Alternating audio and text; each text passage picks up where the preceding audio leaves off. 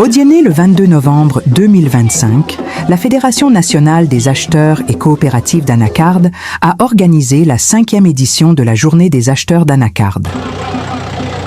Cette journée était placée sous le haut patronage du ministre-gouverneur du district autonome du Dinguélé, M. Gaoussou Touré, sous la présidence de ministre de la Famille, de la Femme et de l'Enfant, Mme Nasseneba Touré, sous le parrainage du directeur général du Conseil Coton Anacarde et Carité, M. Mamadou Berté, et sous le coparrainage de la directrice générale adjointe des impôts, Mme Mbahia Maferima. Et donc, dès lors qu'un kilogramme d'anacarde sort de façon illicite de notre territoire, il échappe à l'assiette fiscale. Et c'est pour ça que je voulais qu'on félicite le président des exportateurs, qui est l'organe qui s'occupe de la collecte. L'événement a réuni les figures clés du secteur autour d'une feuille de route ambitieuse.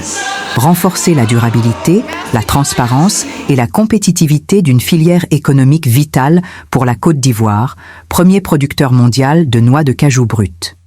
Mais il travaille avec la complicité d'équipe.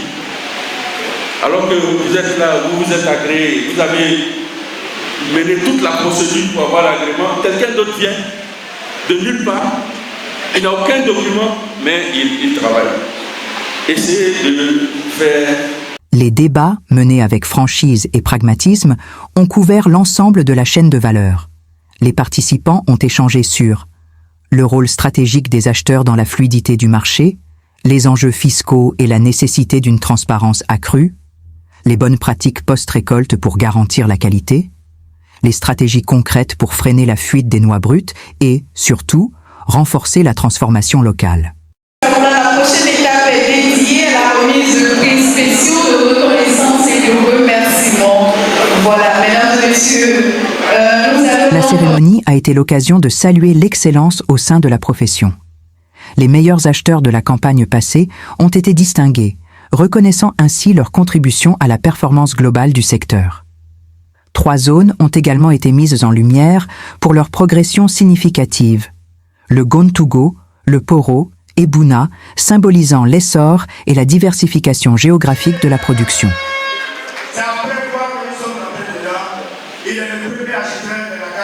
En clôture de cette journée riche en échanges, le ministre-gouverneur Gaoussou Touré a réaffirmé avec force un message d'unité.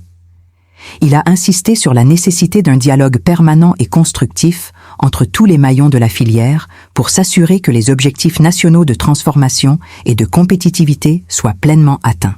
Et mon fils, Adama Kamara, m'a chargé d'annoncer qu'il va mettre à la disposition des populations 5 bascules mobiles et où les gens pourront se déplacer pour qu'il n'y ait aucune discussion entre les livraisons, entre le poids des livraisons que les acheteurs font et puis ce qui est fait également à l'usine.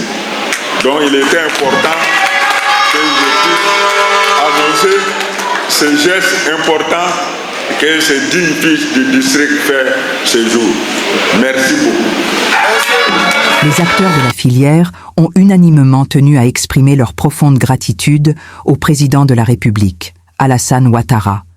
Ils ont salué sa vision et les réformes majeures qui ont permis de moderniser le secteur, d'assurer l'amélioration des revenus des producteurs et de donner une impulsion décisive à l'industrialisation et à la transformation locale.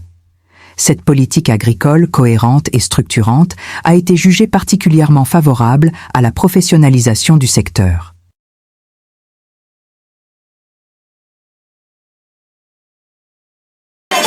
De rendre hommage à son Excellence Alassane Ouattara, qui a beaucoup fait pour le développement de la filière cajou.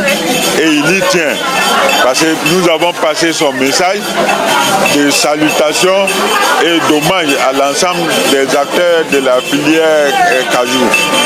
Et on n'est pas surpris, parce que tous les opérateurs savent ce que le président a apporté à cette filière. Cette édition, nous, comme je disais, c'est d'abord de féliciter la Fédération nationale des acheteurs.